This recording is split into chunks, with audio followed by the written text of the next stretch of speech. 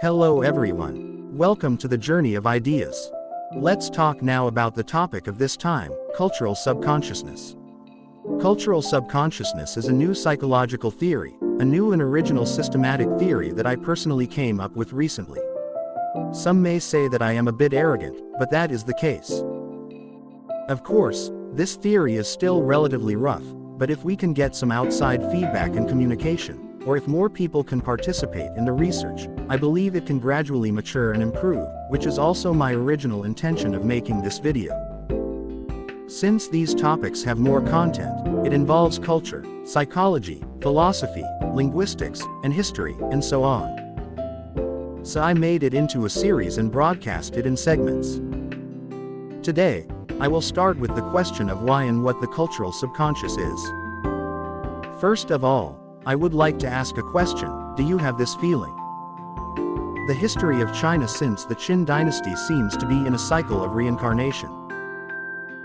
An emperor was overthrown, a new dynasty was named, a new emperor was replaced, the way of life may have changed, the officials' titles, the dress, the names of objects may have changed, but the whole social structure, the order of hierarchy, the interpersonal relationship, the moral concept, all seem to have not changed significantly. Everything went into a new cycle again. Why is that? I believe that many people, like me, have this doubt. In fact, many intellectuals have long had this doubt, as early as 100 years ago. Well, the Master of National Studies, Qian Mu, was teaching in a high school at that time. One day, one of his colleague physical education teacher asked him this question, and he was not able to answer this question. I guess he couldn't answer it even to his pass away. Many Chinese literati have asked this question since then. The German philosopher Hegel also said that there is no real history in China, only a cycle of dynasties. I myself have been puzzled by this question for a long time. Now I feel that I have finally found the answer. Today, my lecture series is designed to answer this question. Until you make your unconscious conscious, it will direct you and you will call it fate. This is the advice of Carl Gustav Jung, a master of analytical psychology. This is not his original statement, but that is roughly what it means. The human subconscious mind invisibly manipulates one's thoughts and actions, and the accumulation of these thoughts and actions creates one's destiny. I now go a step further. I think this is true not only for individuals, but also for the whole nation. The destiny of the People's Brigade lies in the heart of each of us, in the invisible, hidden, cultural subconscious that has been passed down from generation to generation. These are the codes of culture. Why is the subconscious mind so important? Leonard Mlodinow, in Leonard Mlodinow's book, The Subconscious, it is said that of all human perceptions, only 5% are actively, consciously and rationally analyzed, while the remaining 95% are processed subconsciously. The human sensory system is transmitting 11 million bits of information to the brain every second, while the conscious part of the brain can only process 16 to 50 bits. I agree with him. Our brain has a limited amount of energy, and without the subconscious mind behind it to process it quickly, the brain would be exhausted. The subconscious mind's coping strategies are instinctive, habitual, intuitive, patterned, emotional, conditioned, automatic, and easy to omit. It is evident that the subconscious mind is actually the main body that controls the thoughts and behaviors of individuals, and is something much more powerful at the bottom. Most people, unconsciously, listen to the subconscious mind, and their destiny is born. When millions of people of the same culture have a similar cultural subconscious, and have similar patterns of thought and behavior, the fate of the nation is predetermined. So, what is cultural subconsciousness? We all know. Freud, the founder of psychoanalysis, divided the human psyche into conscious and subconscious. Of course, there is also the preconscious. The main thing is the two levels, conscious and subconscious. Later, Carl Jung, the master of analytical psychology, divided the subconscious into the individual subconscious and the collective subconscious, or the collective unconscious. I want to clarify here that my cultural subconscious and Jung's collective unconscious are two different things and not one concept. although my cultural subconscious is also inspired by Jung's theory of the collective unconscious. but its specific connotation and content are completely different. What Jung's collective unconscious expresses is what is common to the human heart and has the universality of human beings.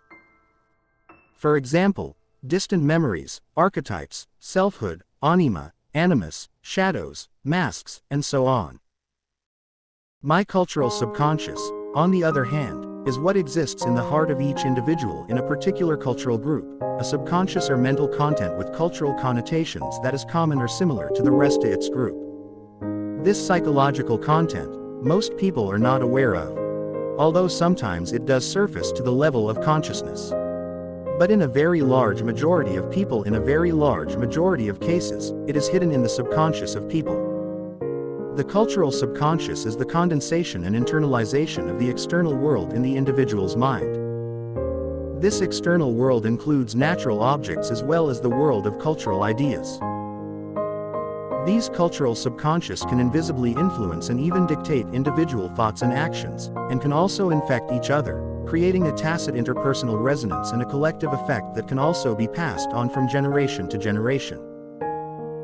Through our history, language, culture, art, society, family, education, customs, religion, communication media, and other forms of culture, it is passed on from one generation to the next, forming the core of culture and thus the super-stable unity of Chinese society. Although its content may change as history progresses, its fundamental core content is relatively stable. It has remained the same even for thousands of years. These mental contents are summed up in what I call the cultural subconscious. It is the gene of culture. Therefore, it is of great importance to study it. Jung's collective unconscious is more metaphysical, inexperienced, and has an element of conjecture. My cultural unconscious, on the other hand, has a relatively concrete and tangible mental content, something that one can experience during self-reflection, something I call the spiritual reality. For example, the cultural subconscious contains major elements such as cultural symbols, cultural archetypes, core conceptual archetypes, linguistic archetypes, philosophical archetypes, cultural personality archetypes, cultural shadows, cultural complexes, and so on, which people can feel during self-reflection. My cultural subconscious is also different from Fromm's concept of social subconscious. The social subconscious is the repressed field of consciousness shared by the majority of the members of a society. It is that part of the psyche that is repressed outside of the consciousness by the social minority or the ruler through social filters such as language, logic, social taboos, and the population's fear of isolation and rejection by the group, and other mechanisms that suppress the population's resentment and emotions about social irrationality and insight into the truth. The cultural subconscious, on the other hand, refers to the reflection and internalization in the subconscious of individuals of the concepts of consciousness, cultural symbols, philosophies, cognitive styles, and historical memories of specific cultural traditions, which are like the big other in Lacanian psychology. The big other in Lacanian psychology refers to those parts of the individual's subconscious that can connect, relate, and tacitly agree with the social group. What is the definition of cultural subconsciousness? To define the cultural subconscious is a very difficult task. Not only is it a mysterious ghost that lurks in the human mind, but it is also ancient, complex, and ambiguous. It is often intertwined with the individual's subconscious and consciousness, and mixed with instincts, emotions, habits, language, ideas, and other factors. Here we can only give a very rough definition of the cultural subconscious. The cultural subconscious is the set of culturally specific mental contents that exist in the subconscious of the individual. It is the part of the individual that is connected to the group in which he or she lives. These psychological elements have a long history of formation and are a series of different forms of relatively stable psychological contents that have been accumulated over time through the perceptions, impressions, intuitions, emotions, experiences, reflections, experiences, knowledge, and perceptions of a particular people in their survival practices, and have been condensed, symbolized, personified, and patterned. It includes symbolic imagery, philosophical archetypes, personality archetypes, cultural shadows, defense mechanisms, cultural complexes, and so on. They are interrelated, and are subject to adjustment and change in times of great historical change, but remain basically the same. It forms part of the cultural DNA and is passed on from generation to generation, exerting an invisible but profound influence on the thoughts and behaviors of present and future generations. The above is only a very rough definition of cultural subconsciousness. For a deeper understanding of cultural subconsciousness, the following description may be helpful. 1. The cultural subconscious exists in each mature individual of a given culture and is formed later. Although he says it contains core elements that are culturally common and universal, each individual has different experiences, understandings, emotions, personalities, beliefs, and influences, and it manifests itself differently in different individuals. 2. The cultural subconscious is irrational, non-logical, intuitive, emotional, vague, episodic, diffuse, and fluid. It is unpredictable.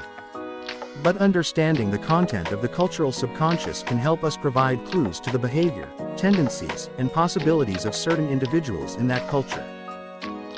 It can also provide us with a deeper understanding of the cultural lineage, national psychology, deep logic and trends of certain peoples. 3. The core content of the cultural subconscious is stable, and in some cases, has been passed down for thousands of years. Some of them will disappear, and some new ones will be created, but more of them are variations on the original ones, the more stable the core content is. 4. The cultural subconscious is mostly hidden from consciousness, but sometimes it can emerge. In many cases, it is often intertwined with personal consciousness, intuition, emotions, sexuality, memories, beliefs, and other factors that interact with each other and are difficult to sort out. It can manifest itself differently in different real-life situations. 5. The cultural subconscious is the internalization of historical traditions and conceptual worlds in the individual psyche. It is like the big other in the theory of French psychologist Jacques Lacan, and is an integral part of the individual personality. It is also one of the manifestations of the social attributes of personality. 6. Although the cultural subconscious exists in the individual, it is interconnected with the group. The group will suggest, imitate, contagious, converge and strengthen each other. In some cases, the overall effect will be produced. For example, there are phenomena such as group thinking, as described by the American psychologist Irving Lester Janis. 7. The cultural subconscious may have positive or negative effects on peoples and cultures. Some elements may have positive effects, others may have negative hindering effects and even lead to national and social crises, and others may have both positive and negative effects. Therefore, the study of dissecting the specific connotations and effects of cultural subconsciousness has profound and important implications for the transformation and optimization of culture. Together, the above aspects can provide a more concrete understanding of it. The specific content of the composition of the cultural subconscious. The cultural subconscious is a hidden, deep, extensive and complex psychological field. It is composed of a large number of invisible, diffuse, complex, ambiguous, and various psychological elements, or what can be collectively called the cultural psychological schema. These elements are both culturally common and individually specific, stable and fluid, intuitive and conceptual, and mixed with individual emotions. In short, it is a very complex psychological field. Only a rough list of its main components can be given here as follows. Symbolic imagery archetypes. Linguistic conceptual archetypes, e.g. core ideas, idioms, etc. Primitive philosophical archetypes. Cultural personality archetypes. Other archetypes, such as religious archetypes, mythological archetypes, artistic archetypes, theatrical archetypes, etc. Cultural shadows. Cultural dominance. There are culturally embedded psychological defense mechanisms, such as Confucianism and Taoism balance, etc. Other elements of the cultural subconscious, such as cultural complexes, cultural masks, psychic armor, external projections of the cultural subconscious, collective interaction effects of the cultural subconscious, armor and compensation of the cultural subconscious, customs and rituals, superstitious taboos, ancient memories, mystical cultures, cultural biases, etc. Okay, that's all for today's episode. Next time we will talk about cultural archetypes, and I hope you will stay tuned if you are interested. Thank you.